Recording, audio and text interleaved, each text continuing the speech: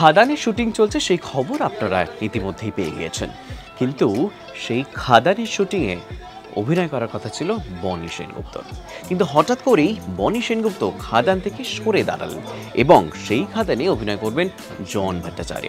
হঠাৎ করেই সেই খাদান থেকে কেন সরে দাঁড়ালেন বনি, শুনে নি বনি কি বললেন।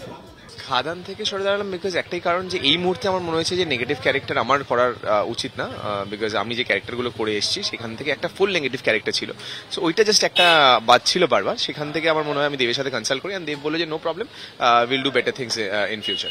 কখনো মনে হয়নি যে ওই জায়গাটায় জন এবং তোমাকে এরকম একটা চরিত্র দেওয়া হলো, আরেক অন্যভাবে তো এক্সপ্লোর তো করা যেতে পারতো? ডেফিনেটলি করা যেতে পারতো, বাট আই ফিল যে মানে ওই যা হয় যে মানে একটা অ্যাক্টরের লাইফে ওই পয়েন্টটা আসে না যেখানে মানে you question yourself that I you ready to do it, so সেই কোয়েশ্চেনের জায়গাটায় চলে এসেছিলাম, so I was not completely ready for it, so সেই জন্য আমি এগোইনি। I think near future definitely যদি হয় ভালো কাজ ডেফিনেটলি করবো।